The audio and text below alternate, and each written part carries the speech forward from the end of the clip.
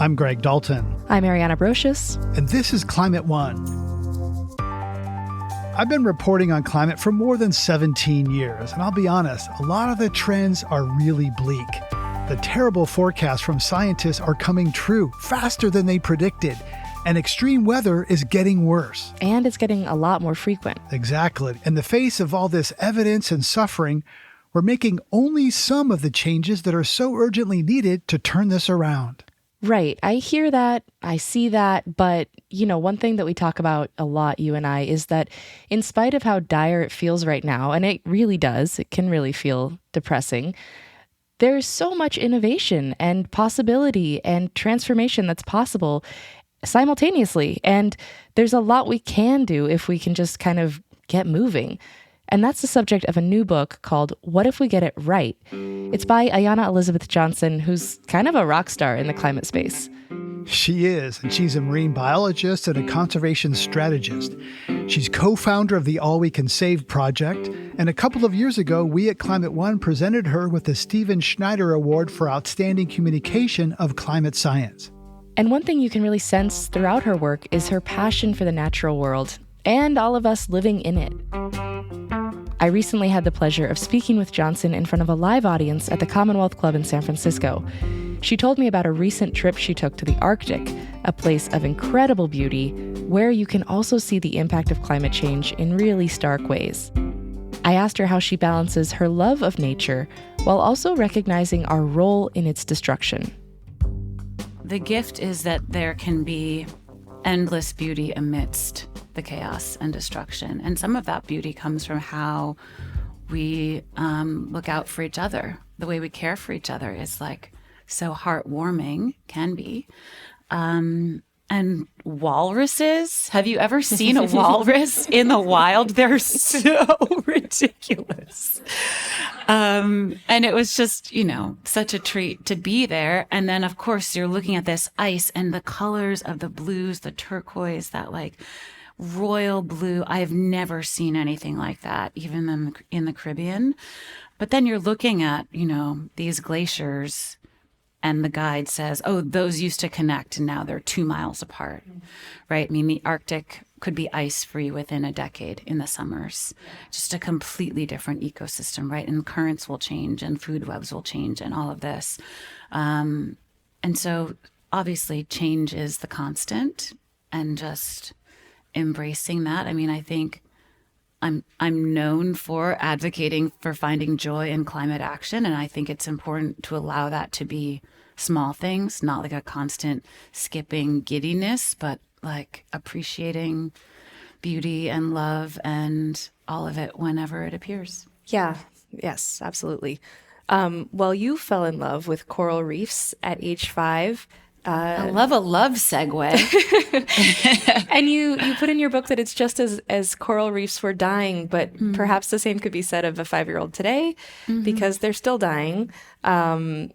So there's this term shifting baselines that kind of captures that what we experience as normal or static really isn't. Things change, and then we kind of come to think that they were aren't what they used to be, and so forth. I'm not explaining it that well. This is a term coined by Professor Daniel Pauly, the most cited fisheries biologist in the world, someone I really, really look up to. And yes, it's this idea that whatever you first saw an ecosystem as, you assume that's the baseline, even though it probably was much more resplendent in the past. And so basically we have lowered expectations. You spend a lot of time studying the oceans, and they have absorbed a tremendous amount of the carbon we've emitted. About a third. Yeah. And excess heat that we've generated. Over 90%. By burning fossil fuels. The Earth would be 97 degrees hotter Fahrenheit if it weren't for the ocean absorbing all that Which is heat. Remarkable. And thank you, ocean, but also so sorry. Yeah. Yeah. And I was reading recently that the House Science Committee is working on draft legislation to guide research into technologies to pull carbon from the ocean. I wasn't even aware. This was news to me. I wasn't aware that we could do that. That's a technology. This is also news to me. Well, there we go. Yeah. So my question is, what do you think? I mean, we know we can remove carbon from the atmosphere, and there's a lot of technology and efforts underway for that. But this is about removing carbon dioxide from the ocean. I don't know. I mean, I think it's very important to say we don't know when we don't know. And I don't know what the technology is. I have no concept of like what the side effects of that would be. For carbon capture from the air, I mean, it's not really happening at a large scale. A lot of people are thinking about it as like a get out of jail free card, right? Where you can just keep burning all the fossil fuels you want and then somehow magically suck all that excess carbon out of the air. It just doesn't work that way. It takes a lot of energy to run these carbon removal systems. Kate Marvel, NASA climate scientist, and I talk about this in the first interview in the book. And she's like, that can be used to suck out the stuff that's already there, but not as an excuse to just keep emitting. The physics of that will never make sense. In your book, you write really beautifully about your parents, and you tell the story of your Black father who moved to New York from Jamaica to go to college and become an architect. And you say that it wasn't until after he passed away that you understood the nature of his success in his field. Yeah. Can you tell us that story? Well, I didn't think he had any success because he didn't have any fancy buildings he could point to and claim credit for. And maybe I could just read the sentences because I chose the words so carefully. Yeah. I don't want to botch it. Every day of my childhood, he would get up, Sisyphean, put on a sharp suit, buy a newspaper and a pack of double-mint gum, take the subway into Manhattan, and try to make headway as a Black man in this notoriously insular and racist field. I'm ashamed to admit that I thought he was a failure. He didn't have fancy buildings to point to and claim. He never made any money to speak of. It wasn't until a few years ago, after he had passed away, that I was disabused of that perception when I happened to meet a Black architect, a generation his junior, at a cocktail party. This man knew of my dad's architecture firm, which is one of the first Black-owned firms in New York City. With glints of respect and gratitude, this man informed me that my father had indeed paved the way and opened doors just as he had intended. My tears of relief welled up. My dad had achieved his ultimate goal. I tell you this in part because I am proud, but really I tell you this because I had missed the entire freaking point. It's not about the glory. It's about the ripples. This is what progress often looks like. Success without rewards.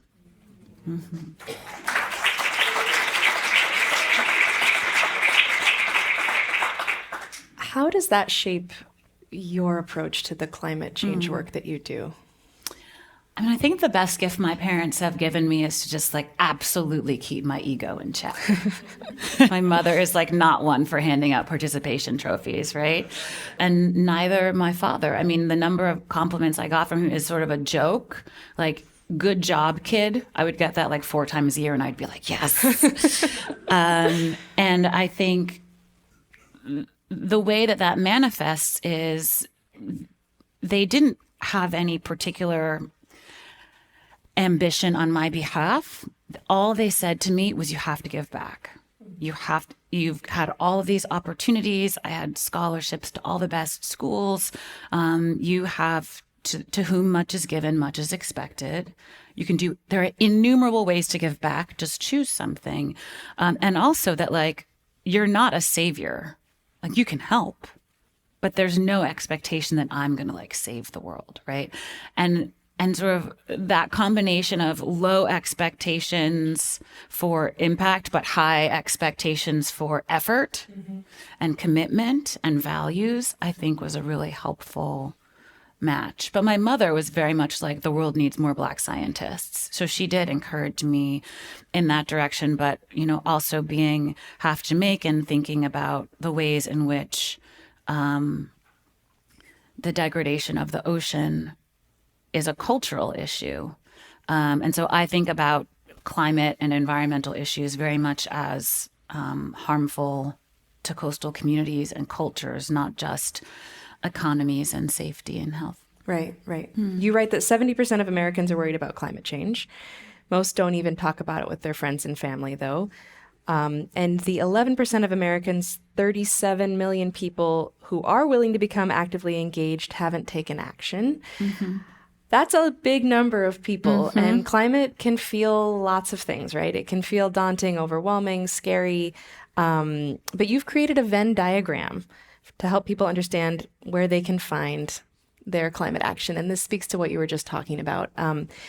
So for those who are not in the room with us, can you describe these three overlapping circles and Sure. How they work? I love a Venn diagram. So the first circle is, what are you good at?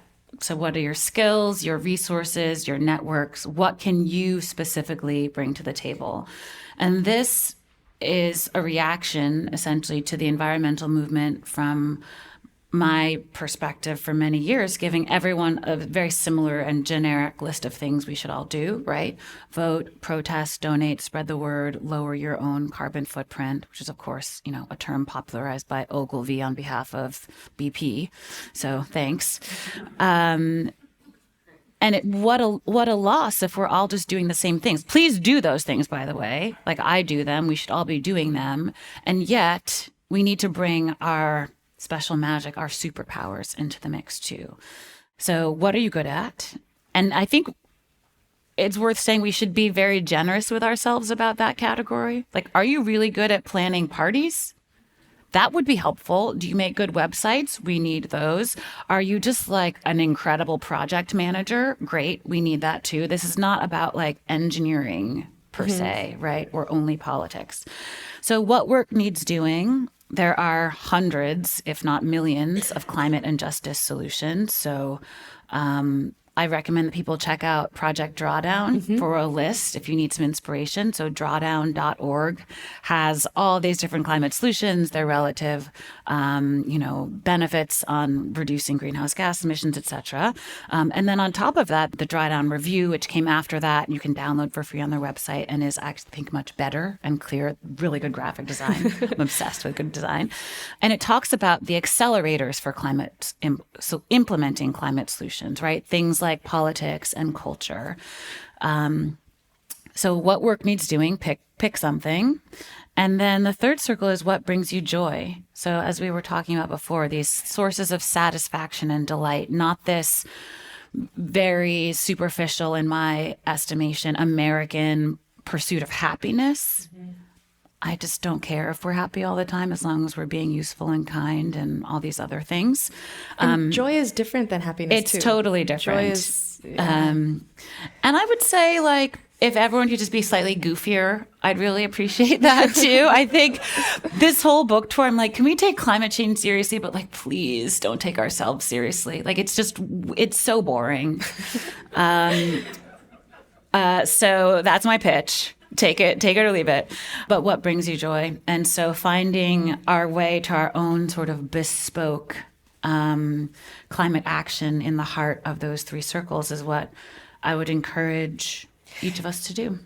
I think it's really powerful because it really does. I mean, the intersection of these things is what also will keep you engaged, right? Yeah. If you pick something you're really good at but makes you miserable, no one's going to want to collaborate with you, and we need to build a bigger, stronger team, and you'll probably burn out. Right. And, this is the work of our lifetimes. So please don't pick something awful to do. And there's plenty of work needing done, right? Yeah. You say that this question, what if we get it right, isn't asked enough. Why isn't it asked more? And what's sort of the importance in asking it? I don't know why it's not asked more. This is another, like, human psychology question. Maybe we gravitate towards the apocalypse. I think that's true. I don't know. I don't know if there's any easier to studies envision on a that. Dark future. I think I'm just going to cheat and answer this the way I answered it in the book, if that's okay. I would say here, if we're honest, maybe we doubt that humanity actually can get it together, can rally the depth of motivation and creativity required to face this unprecedentedly gargantuan challenge. But one thing is certain.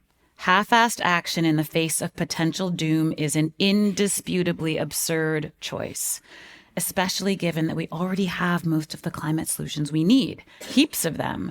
Moving forward requires that we propel our species out of a phenomenally entrenched procrastination. We don't need more data or a more rigorous cost-benefit analysis. We need to leap. But I get it. For decades, what scientists, writers, filmmakers, and artists have projected for us is the apocalypse in great detail.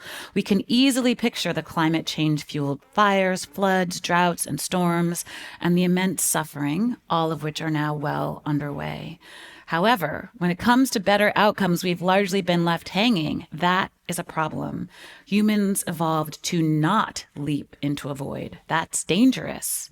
So we need something firm to aim for, something with love and joy in it, and we need the gumption that emerges from an effervescent sense of possibility.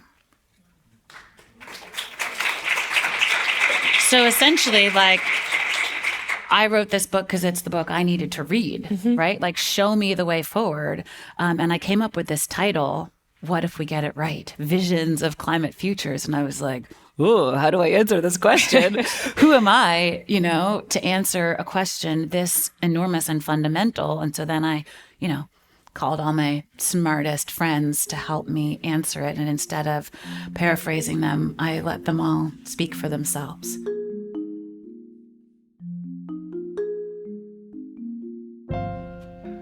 That's Ayana Elizabeth Johnson. Her new book is called What If We Get It Right? And it features conversations with several of those smart friends she mentioned. One of them is Bill McKibben. Chase City, Wells Fargo, and Bank of America continue to hand out loans, even though the scientific community has been absolutely clear that we cannot build more fossil fuel infrastructure. He's up next when Climate One continues. If today's conversation resonates with you, don't keep it to yourself. Help others find our show by leaving us a rating or a review, or better yet, send this specific episode to a friend. Thanks.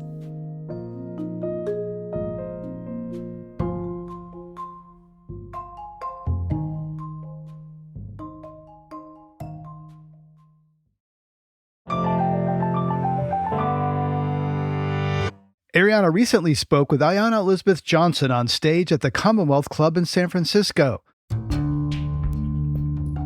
They were joined by two of the people featured in Johnson's new book, What If We Get It Right? First, climate legend Bill McKibben. He's written several influential books and co-founded the international grassroots climate organization 350.org. More recently, he started Third Act, which activates seniors in the climate movement. But long before any of that, back in 1989, McKibben wrote a book called The End of Nature. It was the first big mainstream book on climate change, and it raised an alarm. In 1989, we had, the horror actually of this story is, we had fair warning. Yeah. We knew what was coming. The scientific process worked to provide us with a clear consensus picture of what was going to unfold if we didn't stop burning coal and oil and gas. We didn't stop burning coal and oil and gas. We've put more CO2 in the atmosphere since 1989 than in all of human history before. And so now one has the completely unhappy moment of everything that we warned about starting to happen. In fact, more than starting, everything breaking over our heads. We're sitting here a few days after a hurricane and a rainstorm that left vast corner of this country wrecked, right. Just turned upside down, and not for the first time, for the 100th time. And that's just this country. And it was accelerated, right, by warmer oceans and warmer temperatures. Absolutely. We're now living in the last 18 months have seen a rapid spike in the planet's temperature, which had been ramping steadily up. But we've had the hottest days on this Earth in 125,000 years, which means all of us are living on a hotter planet than anyone we would really ever recognize as a fellow human has ever lived on. Mm-hmm. And the results are miserable, as one would expect. And the prospect, of course, is that it will get much worse before it gets better. That's how the physics of this is going to play out. But that's precisely why the message of this book is so important. We have, and this is the key part always to remember, a few years to make very, very dramatic changes, the biggest changes humans have made in how they organize their economies in hundreds of years.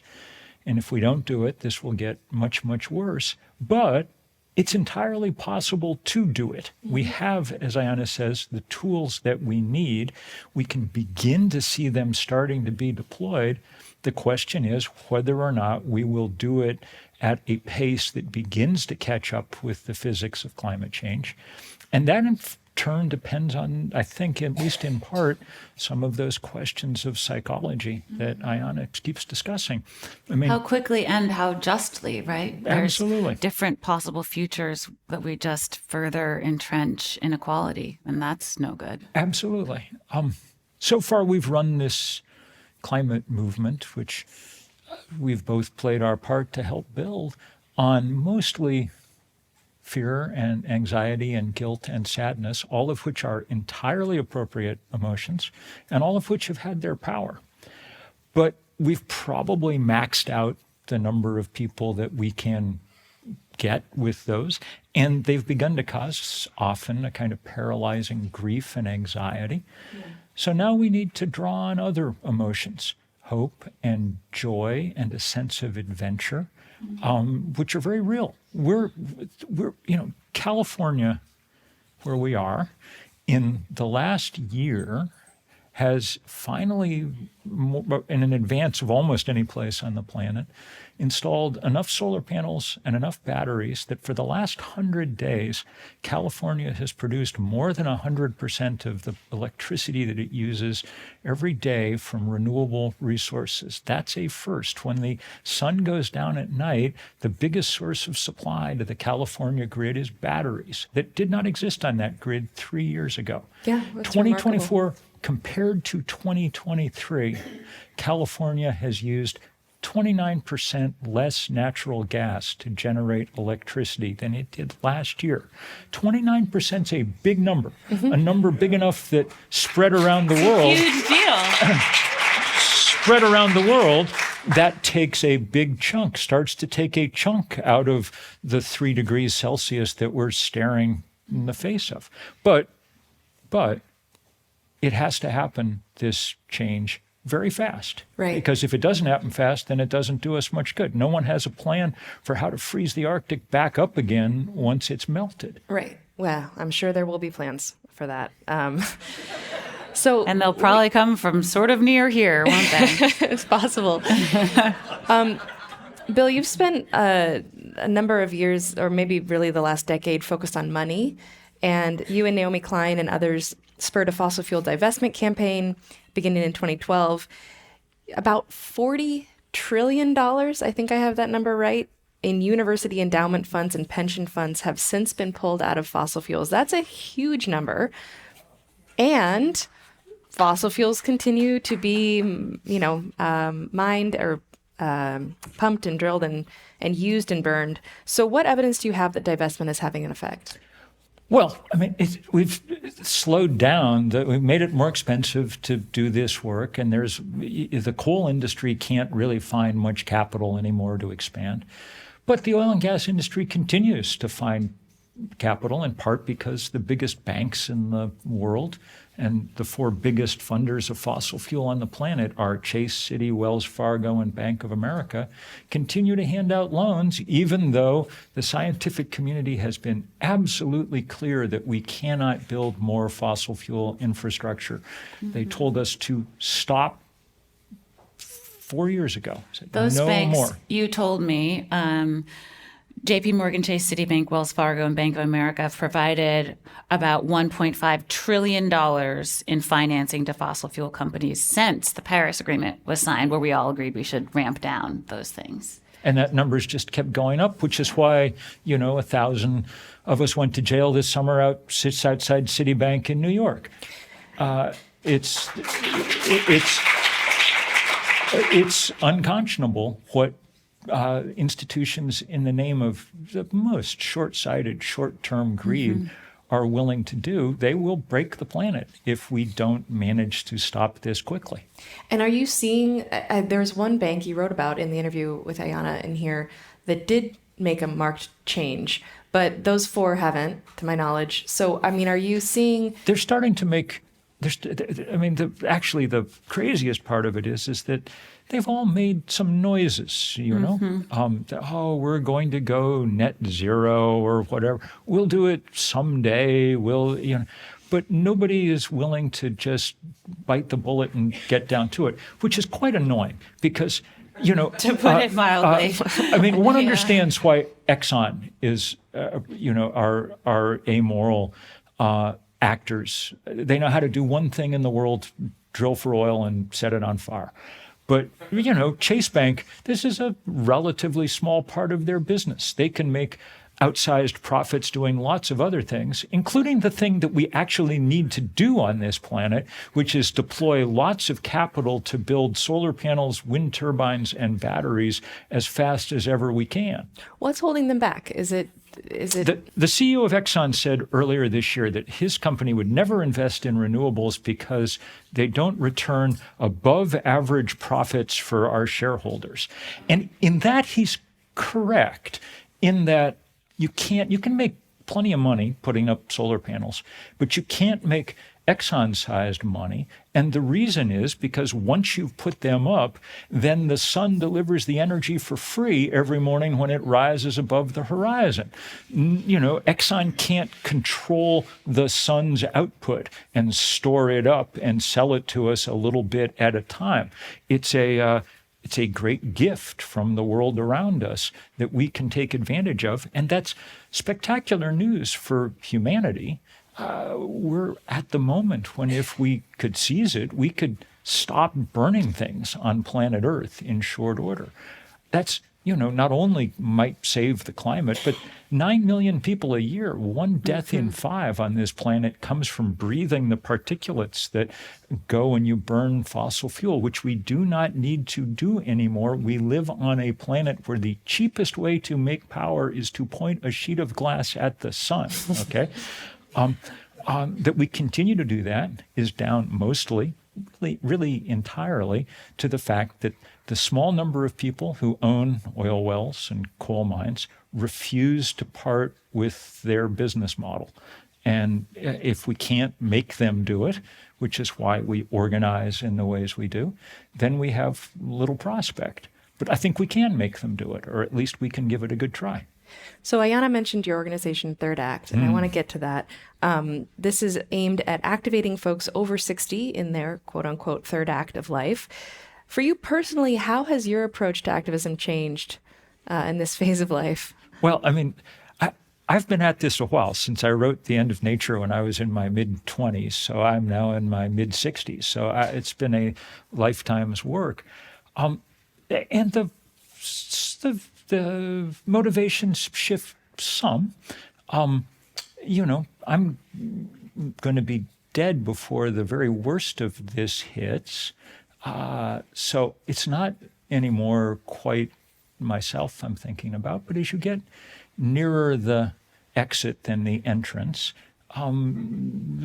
terms like legacy start to become less abstract. Legacy is the world you leave behind for the people you love the most. We're about to be the first generations to leave behind a planet worse than the one we inherited, which no one wants. I have now a 6-month-old grandchild, and that means I'm deeply in love with someone who's going to be here in the 22nd century, God willing. And so that does shift how one thinks about time and the future. There's actually new polling on specifically this motivation that says, when advocating for climate action, love for protecting future generations is the biggest motivator, 12 times more popular than job creation or economic growth, which is great. That people aren't just motivated by money and sort of like, yes, these executives are, but not the average person.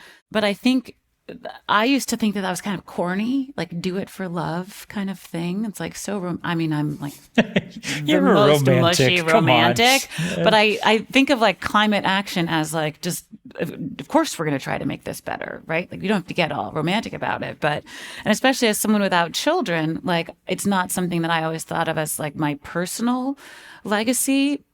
But I certainly do think about it in terms of biophilia, right? Like my love of life and biodiversity. And of course, like, even though I don't have my own children, I love children.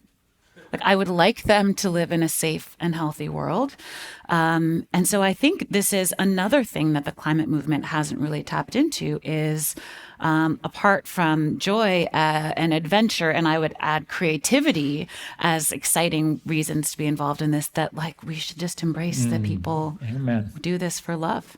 Yeah. And I also want to say that to me, third act, people who are in that phase of life have money and power and time. And in my mind, those are things you need to be deeply engaged. And maybe you don't have to have those, and it's not a prerequisite, but I want to think that, influence too, people who have had careers and maybe have ties. I mean, are you seeing that work? We say if you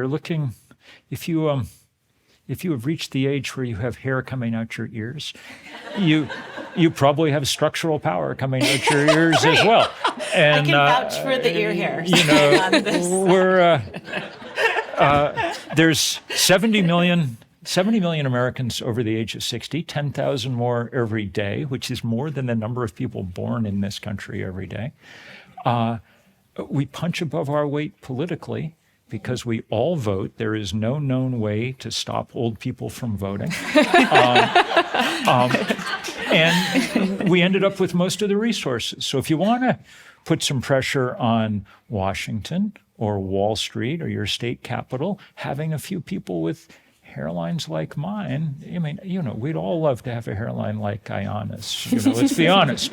But, it's not the worst thing in the world to have some older people backing up the young people doing this work. The first time we did one of these demonstrations outside a bank, it was because young people had asked us to come join in, and they were like, we want to protest outside Chase, but we don't even have checking accounts, so will you come? We're like, sure. And we showed up, and there were, 200 or 300 high school kids, because there always are. They understand perfectly well the barrel down which they are staring. And they're somewhat sprier, so they were in the lead of the march. But at the back, there was a group of us from this nascent third act with a big banner that said, "Fossils against fossil fuels." Okay? And we've gone on. Now we've got 100,000 volunteers around the country. We're good at this stuff in all kinds of ways, from getting people to vote to getting people to go to jail. And they'll show up with their rocking chairs at a protest and just sit there and give you the stink eye. Ayana, we're a little, we've reached the age when sprawling on the concrete outside Citibank for 4 or 5 hours at a time is less fun than you once would have been. So that's right. We went to Goodwill. We got every rocking chair we could find. The Times the next day called it the Rocking Chair Rebellion. I love that. So it's symbolic of precisely what Ayana's talking about in that Venn diagram.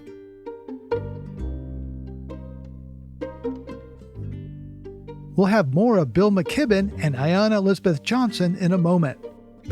Coming up, it's not just you. The recent rulings by the Supreme Court really have been seismic. Never in my lifetime have we seen a court make so many big moves that fundamentally change the fabric of our society. That's up next when Climate One continues. We'll be right back.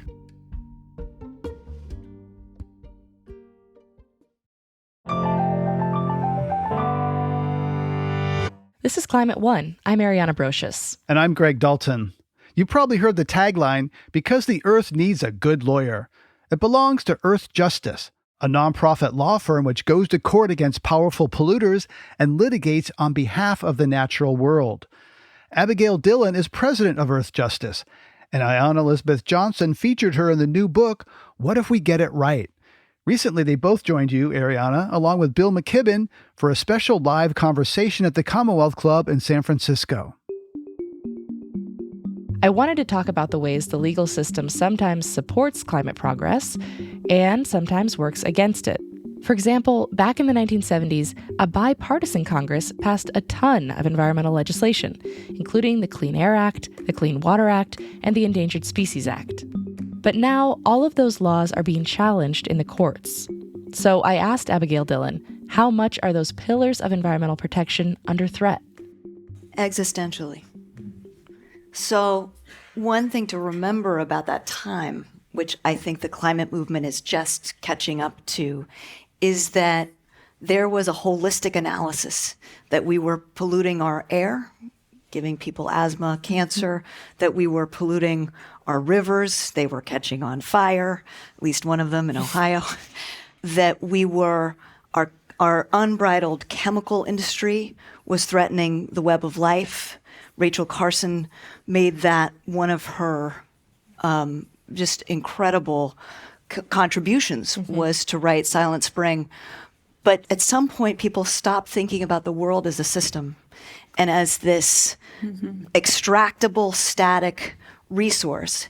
And in the 70s, things got so bad that you had, whether it was biophilia or just pure survival instinct, even industry was recognizing that we needed to do something about it or we weren't going to have a country you could really live in. And so President Nixon, with a bipartisan Congress, passes all of these laws that had at their core a distrust of regulated industry and government to do the right thing because often resources run short or political will does. And so they empowered anyone who's affected. That's everybody in this room were affected in some way, to hold the government accountable, to stand in the shoes of an attorney general. It's a very, very powerful set of laws that we have in the United States, and they've become a foundation for other countries, too. I'm glad to say that lots of laws around the world are now exceeding what we're doing in the U.S. But Congress knew that someone was going to have to sweat the details. They wanted the laws to get stronger as technology evolved. They wanted the laws to get better and better tailored as our scientific understanding evolved. And so they entrusted experts in the federal government to evolve the regulations over time. These are broad, sweeping mandates. It says, make the waters run clean, make the air healthy. By the way, the Clean Air Act talked about the atmosphere. It anticipated climate change. Now, we have a Supreme Court that says, I don't think Congress could give that expansive authority. And we don't think experts and agencies really ought to make the calls. Right. So you're referring to this case that came out 2022? Not just one. The major questions doctrine, the EPA versus West Virginia. Is that the case? You can say more about it. I mean, that essentially said that, right? That these agencies are not empowered in the way that they have been for 40 years, 50 years? Yeah. I mean, so let me say a few things about the last few terms of the Supreme Court. Never in my lifetime have we seen a court make so many big moves that fundamentally change the fabric of our society. Usually the court will make one move and wait 10 or 15 years to see how it plays out. So in the heart of COVID, they made the first big foray to say, we don't think the president has the ability to deal with a major pandemic as it pertains to workers' health. It really surprised people in the workers' rights community. Then we have this major questions doctrine firmly announced, which is the idea Congress can't make big moves. The courts will decide whether a president can or can't do something when it has vast economic or social implications. Well, that's everything our federal government does. This is a judges decide rule. Remember, the judges that were appointed during the Trump administration, not for their reputation for fairness or civility, not for their legal credentials, for two things: their position on reproductive rights and their position about the role of government, which is de minimis other than protecting private property rights and corporate interests.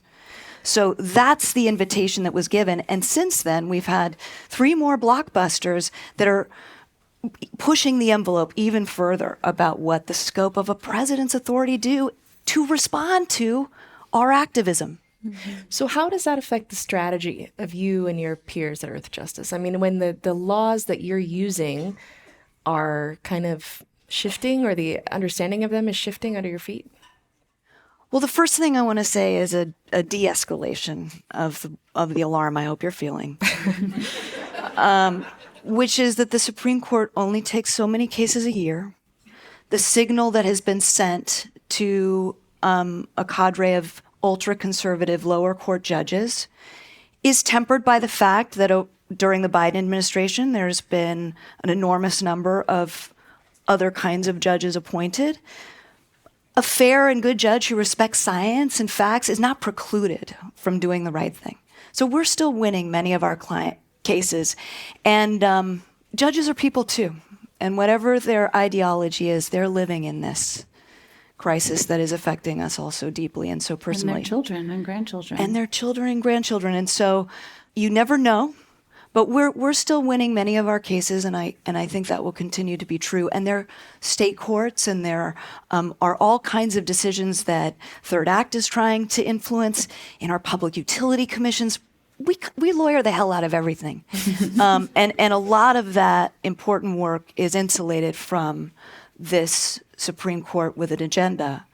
But I've had to realize that the last 50 years, 52 years of what Earthjustice has done are going to be different than the next 50. And even though it is not standard practice for a lawyer to criticize the courts, we appear in front of them. We have to tell the truth about what is happening right now. We cannot survive this Supreme Court agenda. We cannot. Either this court has to moderate itself to reflect the conditions of our time, or it must be reformed. And I think that's one of the areas we all have to be activists about.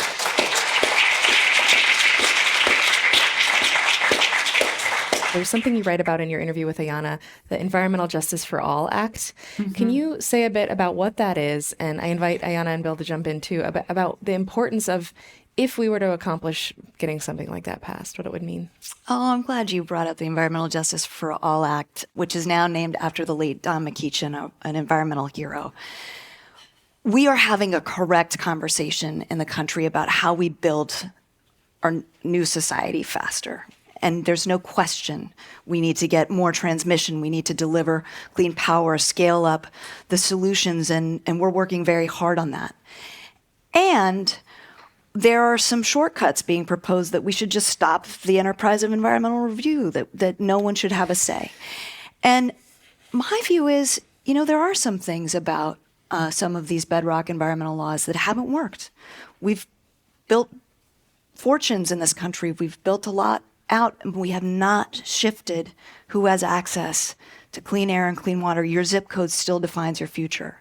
And so the Environmental Justice for All Act is about making sure that as we build a new country, a new economy, if we get it right, that part of getting it right will be ensuring we don't build in all the old injustices that define our society and are at the root cause of where we are now. And I'll just say one sentence on what I mean by that.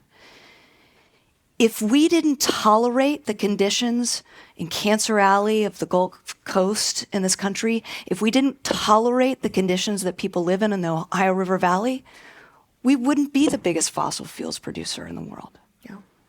So that's the core of what this crucial act is about. Another one of the interviews in this book is with Rihanna Gunn-Wright, who does incredible work on climate policy, was one of the lead architects of writing the Green New Deal resolution. She's like, if everyone had to breathe this air, if rich white people had to breathe this air, we would have solved this problem long ago, right?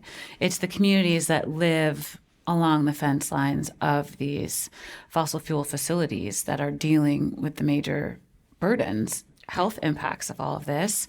And so, yes, we'd all much rather catch photons from the sky than keep doing this crazy setting dinosaur juice on fire thing.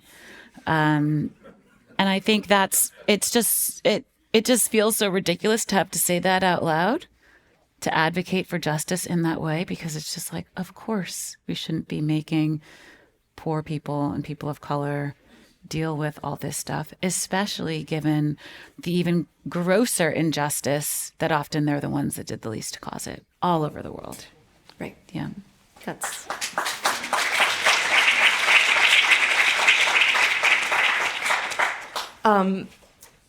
We've seen some court cases now targeting the oil majors themselves. We've also seen cases that are really exciting, like the ones in Montana, youth defending their right to a clean environment through the state constitution, which was cool. what is most exciting to you in the cases that you're, even if you're not working on them, that you're seeing out there right now? Let me give 2 examples and one overarching excitement. My greatest fear was that as the courts became more hostile, people would say, well, guess we can't think about the courts anymore. And instead people would say, oh, we need a rule of law. And so I'm really glad that the courts are getting the attention they deserve and more of that. 2 favorite cases. I bet everyone listening and who's in the room has heard about our Children's Trust, incredible young people who are coming forward to vindicate their rights to a future. And we litigated one of these with our Children's Trust in Hawaii. And I'll never forget calling up one of my best friends at Earthjustice, Isaac Moriwaki, on the days that the Maui fires were raging, just to see if he was okay and if everyone in our office was okay. And he said, we were just about to go depose the Hawaii Department of Transportation. And that was one of many, many depositions. The state of Hawaii was not like, come on in, we'd love to settle this case. They contested it. But because Isaac and the people who were litigating this really understood the power map in that state, what the possibilities were, what the problems were. In Hawaii now, the biggest emitters are the transportation section, and everyone had done their homework about what would it look like for the state of Hawaii to stepwise on a responsible schedule, get the transportation problem solved. And the guy who runs the Department of Transportation thought it was a whole bunch of good ideas and was willing to sit down with our lawyers and hammer out a settlement. It's the first of these cases that's yielded an actual enforceable roadmap. And we talk about Hawaii as like postcards from the future. I love this postcard from the future because it's something we can replicate. And so the idea of young people getting to, create the catalytic choice point for a government, and for a government of responsible people who felt those fires, to stand up and say, yes, let's do this with you. That is so thrilling. Such a big deal. Such a big deal. One more, and I'll go quickly on this one, but we have an incredible Attorney General in the state of California. Really incredible. And the lawsuit that Attorney General Bonta filed last week against Exxon, I think it's going to change the world. It's about the lie of plastics recycling that Exxon and others, of course, the fossil fuel industry seeded. And what I think it's doing, just in that, the people versus Exxon, it has been so hard for folks to understand how oil and gas become toxic, cancer-causing petrochemicals that are then the feedstocks of plastics, which are making us sick, killing the oceans. It is the whole system in one thing that we call plastics. And I don't think there's a person in the world, you can feel abstract about energy and where you get your electricity, but none of us feels abstract about plastic. I've been enraged about my dependence on, you can't get away from it. But the fury that I feel now, knowing that I've actually entertained the belief that I could put it in a bin and it wouldn't be as bad as I know it is. Wow. The deception of this industry and how it has prevented us from making the right choices for so long. It's hitting me all over again. And making it your problem. And making it my problem. You're responsible for recycling. Yes. Not the producer of the plastic. Yes. And so And it's not even possible. I mean, that's You're the right. lawsuit is about. Like, you can't really recycle most plastic, right? And those numbers with those cute 3 arrows on the bottom, all that means is what type of plastic it is. It doesn't actually mean it's recyclable. Like, that is the most offensive greenwashing, right? I just most go get 'em, offensive Abby. and most consequential. Yeah, no, but it's thrilling to see state attorney generals with all the extra. We've got 600 folks at Earthjustice. We're just this tiny group of people, even if we feel like we're bigger than we once were. When attorney generals of the 5th biggest economy in the world get going on this, it gives me a lot of hope. And there might be a showdown with the Supreme Court, but it's too late. We now know what the facts are. Read that complaint. It is a page turner. And I'm serious. I'm a nerd, but this one is. This one is. But this profoundly makes the point that none of this happens, no arm of this happens by itself. So it's always a mix of litigation and legislation and protest and lobbying. I was in Montana over the weekend, and Montana is the other state where young people have managed to win a court victory. And the reason they were able to is because Article 9 of the Montana State Constitution guarantees the right to a clean and healthy environment and mandates that the legislature enforce it.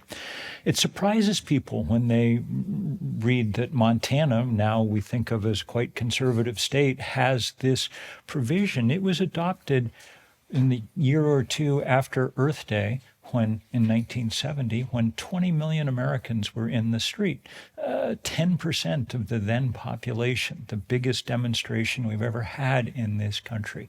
Lawyers can't do this, produce magic on their own. All of this requires that we change the zeitgeist of the world in which we live. And that's what organizing is about. That's what this book is about. That's why we engage in this kind of conversation. And sometimes that's why we go to jail. And what Ayana has so beautifully managed to do in this book is bring together the fact that there is no exact one magic solution to what we're doing. It's going to take people who have different skills, different resources,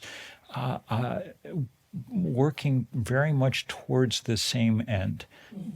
And because the bad guys are working very much towards the same end. Profit is a deeply unifying motive that keeps them hard at work 24/7. Doing what they're trying to do. Love needs to be our motive, and it needs to keep us as hard at work. You talk a lot about, the profit motive. I think there's a corollary to that I think we don't talk enough about, that you brought up in our interview, that I think everyone with a law degree brought up in their interview. And this, I was like, oh, this is the unifying thing. Property rights. Right? You said when I interviewed you, the common core of all these ideas, right? The Clean Air Act, the Clean Water Act, is law that recognizes the rights of the collective. We need to move from a system that reifies individual property rights and shifts to not only account for, but truly protect the common good of public interest. It's so fundamental that we don't even perceive it.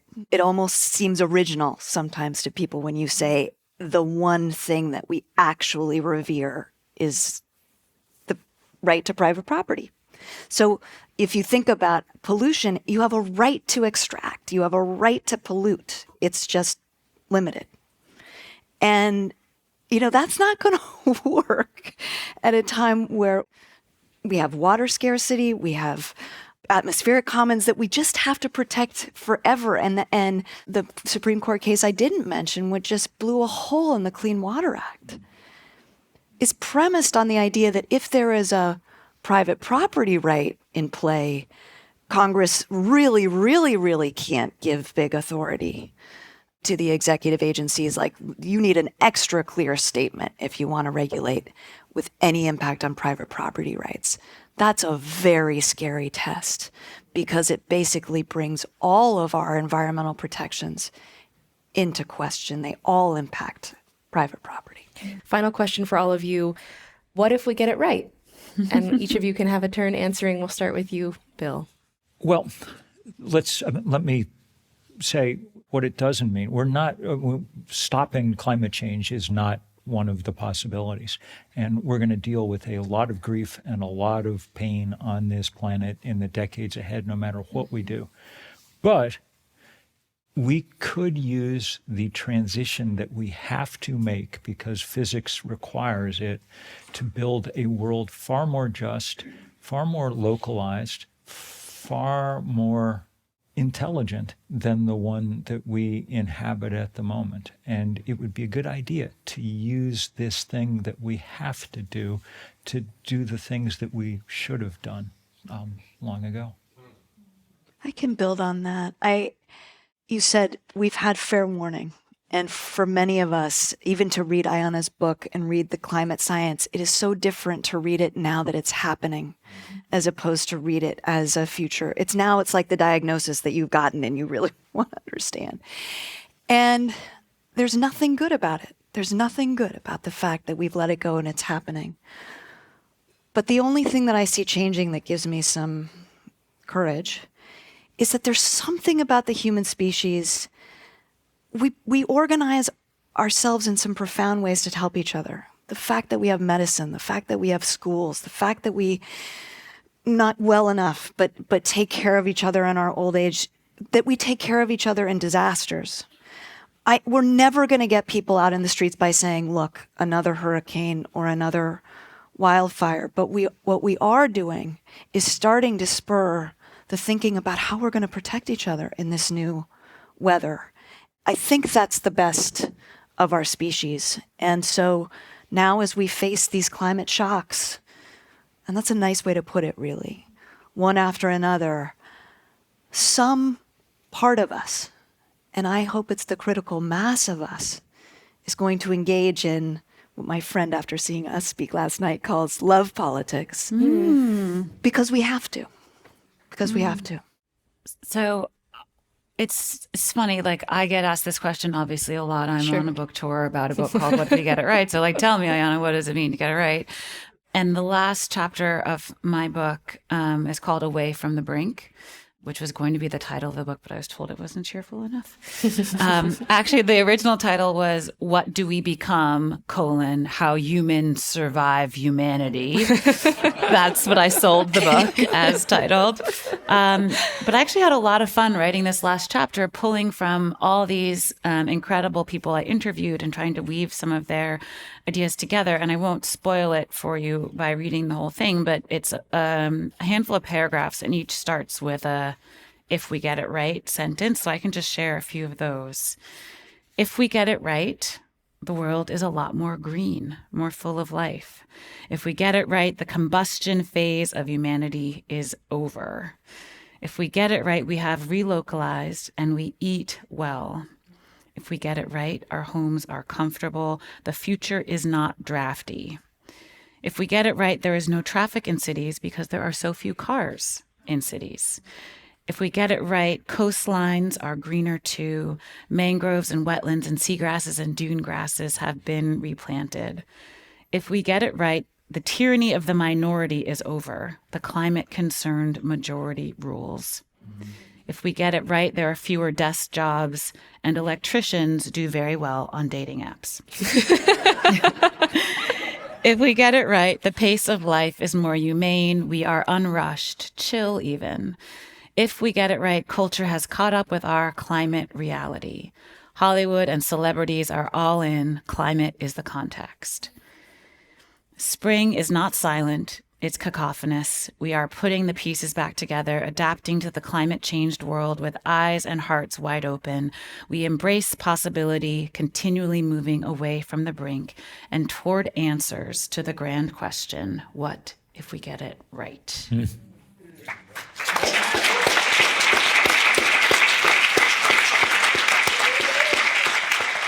Bill McKibben, Ayana Elizabeth Johnson, and Abigail Dillen, thank you so much for joining us on Climate One.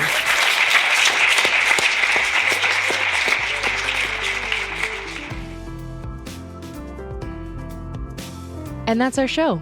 Thanks for listening. Talking about climate can be hard and exciting and interesting, and it's critical to address the transitions we need to make in all parts of society. Please help us get people talking more about climate by giving us a rating or a review, or consider joining us on Patreon and supporting the show that way. Climate One is a production of the Commonwealth Club. Our team includes Brad Marshland, Jenny Park, Ariana Brocious, Austin Colon, Megan Basilia, Ben Testani, and Jenny Lawton.